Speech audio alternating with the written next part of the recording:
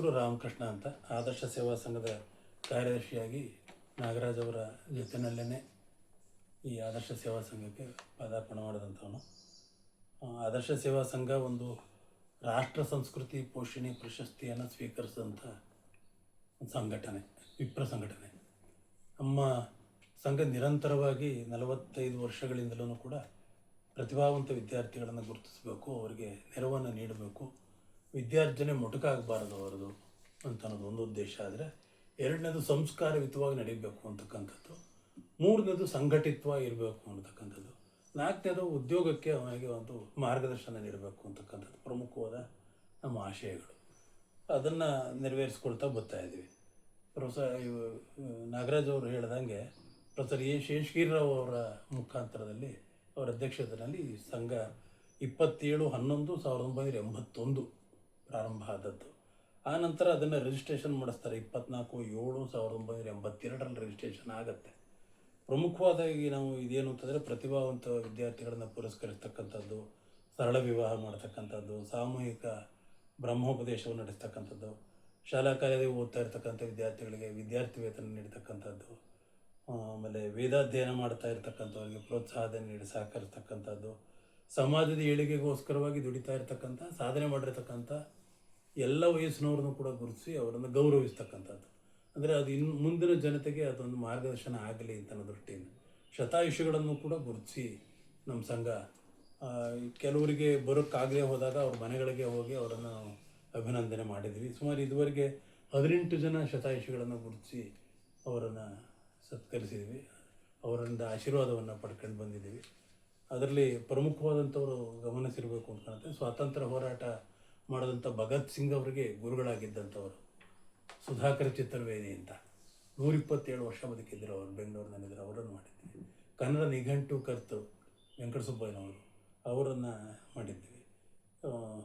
ಸುಮಾರು ಜನ ಈ ಥರ ಹಿರಿಯರು ಎಲ್ಲರೂ ಶತಾಯುಷಿಗಳು ನಮಗೆ ದೊರೆತಿದ್ದಾರೆ. ಮತ್ತು ವಿಶೇಷವಾದ ಅಭಿನಂದನೆಗೆ ಸಂಘಟನೆಗಳ ಮುಖಾಂತರವಾಗಿ ತಮ್ಮ ಸ್ಥಾನಮಾನಗಳ ಮುಖಾಂತರ ಸಮಾಜ ಸೇವೆ ಮಾಡತಕ್ಕಂಥವ್ರನ್ನ ಸುಮಾರು ಜನ ಅವರನ್ನು ಗುರುತಿಸ್ತಾ ಬರ್ತಾಯಿದ್ದೀವಿ.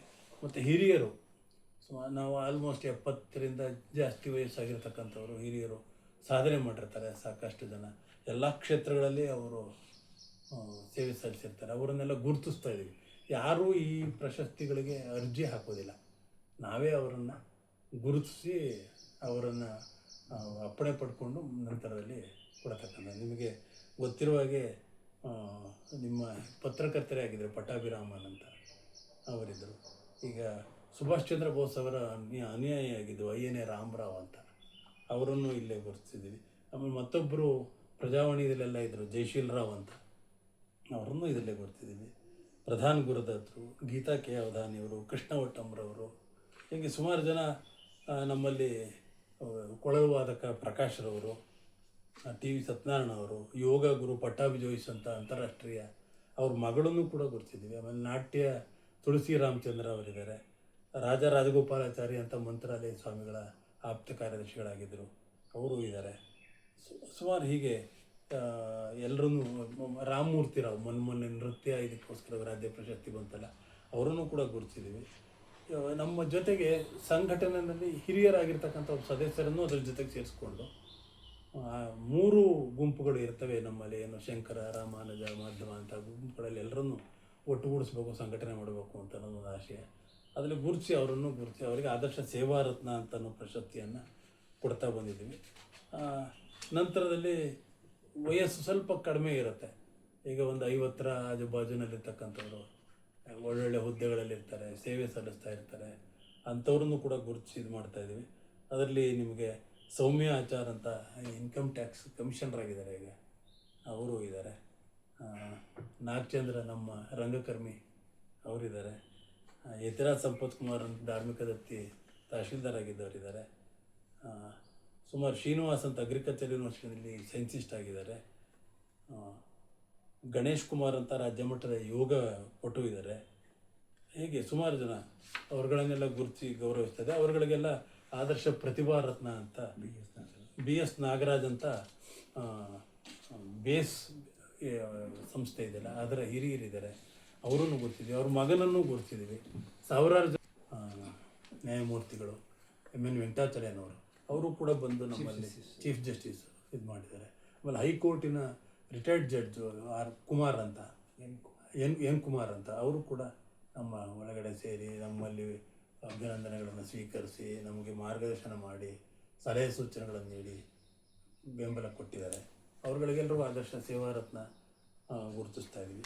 ಮತ್ತು ಯುವಕರು ಒಂದು ಪೀಳಿಗೆ ಬರುತ್ತೆ ಆ ನಂತರದಲ್ಲಿ, ಅವರಿಗೆ ಆದರ್ಶ ಯುವ ಪ್ರತಿಭಾ ರತ್ನ ಅಂತ ಹೇಳಿ ನಾವು ಗುರುತಿಸ್ತಾ ಇದ್ವಿ. ಅದು ಸುಮಾರು 100 ಆಗ್ತಾ ಇರ್ತವೆ. ವಿಶೇಷವಾಗಿ ಪ್ರತಿಭೆಗಳನ್ನು ಕೆಲವರು ಹೊಂದಿರ್ತಾರೆ, ಅಂಥವ್ರನ್ನು ಕೂಡ ಗುರುತಿಸ್ತಾ ಇದ್ದೀವಿ. ಚೇತನ ಪ್ರತಿಭಾ ರತ್ನ ಅಂತ ಈ ರಾಷ್ಟ್ರ ಪ್ರಶಸ್ತಿ ಪಡೆದಿರ್ತಕ್ಕಂಥವ್ರು ಅವ್ರದ್ದು.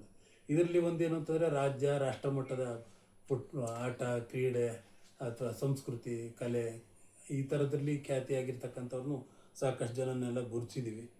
ನಿಮಗೆ ತಿಳಿದಿರುವಂಗೆ ಈಗ ತಾನೇ ಆದಂಥ ಡಾಕ್ಟರ್ ಪೃಥು ಆ ಥರದವರೆಲ್ಲರೂ ಸಿರಿ ವಾನಹಳ್ಳಿ ಅಂತ ನಿಮಗೆ ಗೊತ್ತಿರಬೇಕು, ಸಿನಿ ವಾನಹಳ್ಳಿ ಅವ್ರ ಮಗಳು, ಅವರು ಕೂಡ ಎಲ್ಲ ಇದ್ದಾರೆ. ರಾಷ್ಟ್ರ ಪ್ರಶಸ್ತಿ ಪಡೆದಂಥ ವಿದ್ಯಾರ್ಥಿಯೂ ಇದ್ದಾನೆ ಅಲ್ಲಿ, ರಾಷ್ಟ್ರಪತಿಗಳ ಪದಕ ಪಡೆದಂಥ ವಿದ್ಯಾರ್ಥಿಯೂ ಇದ್ದಾರೆ. ಅವರು ಸುಮಾರು ಇದುವರೆಗೆ ಒಂದು 1000ದಷ್ಟು ಜನರನ್ನು ಗುರುತಿಸಿ ಬೇರೆ ಬೇರೆ ಕ್ಯಾಟಗರಿನಲ್ಲಿ ಅವರು ಬೇರೆ ಬೇರೆ ಪ್ರಶಸ್ತಿಗಳನ್ನು ಕೊಡ್ತಾಯಿದ್ರು. ಒಂದೇನಂದರೆ ಪ್ರಶಸ್ತಿ ಯಾವುದೇ ಇದನ್ನು ಹೊಂದಿರಲ್ಲ, ಹಣ ಹೊಂದಿರಲ್ಲ, ಒಂದು ಗೌರವದ ಸಂಕೇತವಾಗಿ ಮೌಲ್ಯಯುತವಾಗಿ ಅವರನ್ನು ಗುರುತರವಾಗಿ ಗುರುತಿಸಿ ಗೌರವಯುತವಾಗಿ ಅವರನ್ನು ಇದನ್ನು ಹೊರತುಪಡಿಸಂಗೆ ಸರ್, ಪ್ರತಿ ವರ್ಷ ಎಷ್ಟು ಪ್ರಶಸ್ತಿಗಳನ್ನ ನೀವು ಮತ್ತೆ ಪ್ರತಿಭಾ ಪುರಸ್ಕಾರ ಮಾಡ್ತಿದ್ದೀರಾ? ಪ್ರತಿಭಾ ಪುರಸ್ಕಾರ SLC ನಂತರದಲ್ಲಿ ಎಲ್ಲ ಡಿಗ್ರಿಗಳವರನ್ನು ಕೂಡ ನಾವು ಗುರುತಿಸ್ತೀವಿ. SLC ಮತ್ತು ಸೆಕೆಂಡ್ PUC ಡಿಪ್ಲೊಮೊಗಳಲ್ಲಿ 90% ಆ್ಯಂಡ್ ಅಬೌವ್ ಇರಬೇಕು. ಇನ್ನು ಮಿಕ್ಕದ್ರಲ್ಲಿ ಡಿಸ್ಟಿಂಕ್ಷನ್ ಮಾರ್ಕ್ಸ್ ತಗೊಂಡಿರ್ತಕ್ಕಂಥವ್ರು ಅಂತ ಸ್ನಾತಕೋತ್ತರ ಪದವಿ LLB MBBS ಇಂಜಿನಿಯರಿಂಗು ಈ ವಿದ್ಯಾರ್ಥಿಗಳಲ್ಲಿ ಇರ್ತಾರೆ.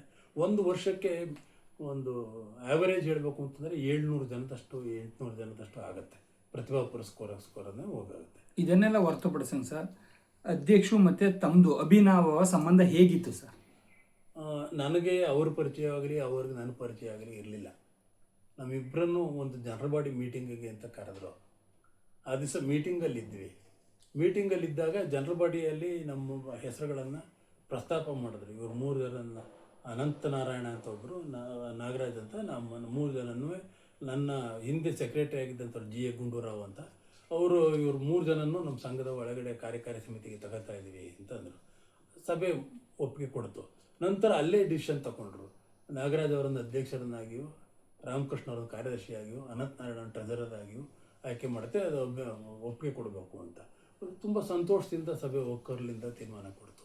ಅದು ಆಗಿ ಸುಮಾರು ಒಂದು 35 ವರ್ಷ ನಡ್ಕೊಂಡೇ ಬಂದ್ಬಿಟ್ಟಿದ್ದೀವಿ. ಹಾಗೆ ಅವರು ಅಧ್ಯಕ್ಷರಾಗಿ ಕಾರ್ಯದರ್ಶಿಯಾಗಿ ಕಾರ್ಯನಿರ್ವಹಿಸ್ತಾ ಬರ್ತಾ ಇದ್ದೀವಿ. ಈಗ ಪ್ರತಿಭಾ ಪುರಸ್ಕಾರಕ್ಕೆ ಮಕ್ಕಳು ಏನೇನು ದಾಖಲಾತಿ ತಂದು ತಮಗೆ ಸಲ್ಲಿಸಬೇಕು ಸರ್? ನಮಗೆ ಒಂದು ಇದು ವಿಪ್ರ ಸಂಘಟನೆ ಆದದ್ರಿಂದ ಅವರು ವಿಪ್ರರು ಅಂತ ಅನ್ನೋದು ಒಂದು ದಾಖಲೆ ಬೇಕು. ಅದು ಎಲ್ಲಿ ಸಿಕ್ಕತ್ತೆ ಅಂತಂದರೆ SLCನಲ್ಲಿ ಮಾತ್ರ TC ಕೊಡ್ತಾರೆ. TCಯಲ್ಲಿ ಬ್ರಾಹ್ಮಣ ಅಂತಿರುತ್ತೆ, ಅದು ತ್ರಿಮತಸ್ಥ ಯಾರು ಆಗಿರ್ಬೋದು. ಆಮೇಲೆ ಅಥವಾ ಕಮ್ಯುನಿಟಿ ರೆಕಾರ್ಡ್ ಅಂತ ಕೊಡ್ತಾರೆ, ಅಥವಾ EWS ಸರ್ಟಿಫಿಕೇಟ್ ಮಾಡಿಸಿರ್ತಾರೆ. ಅದು ಯಾವುದೇ ದಾಖಲೆಗಳನ್ನಾದರೂ ಕೊಡಬೇಕು. ಒಂದು. ಎರಡನೇದು ಅವರು ತೇರ್ಗಡೆ ನಾವು ಏನು ಯಾವ ವರ್ಷ ಕಾಲ್ ಮಾಡ್ತೀವೋ ಆ ವರ್ಷದಲ್ಲಿ ತೇರ್ಗಡೆ ಆಗಿರ್ತಕ್ಕಂಥ ಪರೀಕ್ಷೆಯ ಅಂಕಪಟ್ಟಿ ಪ್ರತಿ ತೋರಿಸ್ಬೇಕು. ಹೆಚ್ಚು ತಪ್ಪುಗಳಾಗದೇ ಇರಲಿ ಅನ್ನೋ ದೃಷ್ಟಿಯಿಂದ ಅವುಗಳನ್ನು ಪ್ರೊಡ್ಯೂಸ್ ಮಾಡಿ ನಮ್ಮ ಹತ್ರ ಅಪ್ಲಿಕೇಶನ್ ತಗೋಬೇಕು. ಆಮೇಲೆ ಫಿಲಪ್ ಮಾಡಿದ್ಮೇಲೆ ಆ ವಿದ್ಯಾರ್ಥಿಯೇ ನಾವೇ ಇಟ್ಟಿರುವ ಸಂಘದ ಕಂಪ್ಯೂಟರ್ ಒಳಗಡೆ ಅವರೇ ಫಿಲಪ್ ಮಾಡಬೇಕು. ಅದನ್ನು ಎಲ್ಲೂ ತಪ್ಪಾಗಬಾರ್ದು. ನನ್ನ ಅಡ್ರೆಸ್ ತಪ್ಪಾಗೋಯ್ತು, ನಾನು ಕೊಟ್ಟಿದ್ದು ಸರಿಯಾಗಿ ಹಾಕಿಲ್ಲ ಅಂತನೂ ಹಂಗಿಲ್ಲ, ಅವರೇ ಅದನ್ನು ಫಿಲಪ್ ಮಾಡ್ತಾರೆ. ಅದ್ರ ಮೇಲೆ ನಾವು ಅವರನ್ನು ಆಯ್ಕೆ ಮಾಡ್ಕೊಳ್ತೀವಿ. ಈಗಾಗಲೇ ಸ್ಕಾಲರ್ಶಿಪ್ಗೆ ನಾವು ಕಾಲ್ ಮಾಡಿದ್ದೀವಿ. ಆ ಸ್ಕಾಲರ್ಶಿಪ್ಪನ್ನು ಡೋನರ್ನ ಬರುವಿಕೆಯನ್ನು ಗಮನಿಸ್ಕೊಂಡು 7/7/2026 ನೀವು VV ಮೊಹಲ್ಲಾದಲ್ಲಿ ಇರ್ತಕ್ಕಂಥ ಒಂದು ಅಂತ ಸರ್, ಅದು ಅಂಡಾಳಮ್ಮ ದೇವಸ್ಥಾನ ಮಂದಿರ ಅಂತ ಇದೆ, ಅಂಡಾಳ್ ಮಂದಿರ ಅಂತಿದೆ. ಅಲ್ಲಿ ಆ ಸಮಾರಂಭ ನಡೆಸ್ತಾ ಇದ್ದೀವಿ. ಅವ್ರು ಹೇಳಿರೋ ಪ್ರಕಾರ ಮೈಸೂರು ಇದ್ರ ಒಳಗಡೆ ನಗರದ ಒಳಗಡೆ ಅಧ್ಯಯನ ಮಾಡ್ತಾ ಇರ್ತಕ್ಕಂಥ SLC ಮತ್ತು PUC ಅಂದರೆ SLC ಪಾಸಾಗಿ PUC ಓದ್ತಾ ಇರ್ಬೇಕಂತವರು 90%ಕ್ಕಿಂತ ಹೆಚ್ಚು ಅಂಕಗಳು ಗಳಿಸಿರ್ತಕ್ಕಂಥವ್ರನ್ನ ಗುರುತಿಸಿ ಅಂತಂದಿದ್ದಾರೆ. ಈಗಾಗಲೇ ನಾವು ಅದಕ್ಕೆ ಕಾಲ್ ಮಾಡಿ ಅದನ್ನು ಅರ್ಜಿ ಸ್ವೀಕರಿಸ್ತಾ ಇದ್ವಿ, ಎಲ್ಲ ಫಿಲಪ್ ಆಗ್ತಾಯಿದೆ. 7ನೇ ತಾರೀಕು ಅದೊಂದಿದೆ. ಇನ್ನು ಪ್ರತಿಭಾ ಪುರಸ್ಕಾರ ಅಂತ ಒಂದಿದೆ. ಪ್ರತಿಭಾ ಪುರಸ್ಕಾರಕ್ಕೆ ಈಗಾಗಲೇ ನಾವು ಇವತ್ತು ಪ್ರೆಸ್ ನೋಟ್ ಕೊಟ್ಟಿದ್ದೀವಿ, ಎಲ್ಲ ಕಡೆ ಬಂದಿದೆ. ಅದಕ್ಕೆ ಯಾವುದೇ ಇನ್ಕಮ್ ಲಿಮಿಟ್ ಇಲ್ಲ, ಪ್ರತಿಭೆ ಮಾತ್ರ ಅವರು ಗುರುತಿರ್ತಕ್ಕಂಥದ್ದು. SSLC PUC ಡಿಪ್ಲೊಮಾದಲ್ಲಿ 90% ಅಬವ್, ಬೇರೆ ಡಿಗ್ರಿ ಮತ್ತು ಎಲ್ಲ ಥರದ ಡಿಗ್ರಿ ಆಗ್ಬೋದು, ಮತ್ತು ಸ್ನಾತಕೋತ್ತರ ಪದವಿಗಳದ್ದೇನಿದೆ ಅದರಲ್ಲಿ ಡಿಸ್ಟಿಂಕ್ಷನ್ ಮಾರ್ಕ್ಸ್ ಇರಬೇಕು. ಅದರ ಮಾರ್ಕ್ಸ್ ಕಾರ್ಡ್ಗಳನ್ನು ತಂದುಕೊಡ್ಬೇಕು. ಶಿಸ್ತು ಮತ್ತು ನಮ್ಮ ಸಭ್ಯತೆಯಿಂದ ನಡ್ಕೊಂಡಂಥ ವಿದ್ಯಾರ್ಥಿಗಳನ್ನ ಗುರುತಿಸ್ತೀವಿ.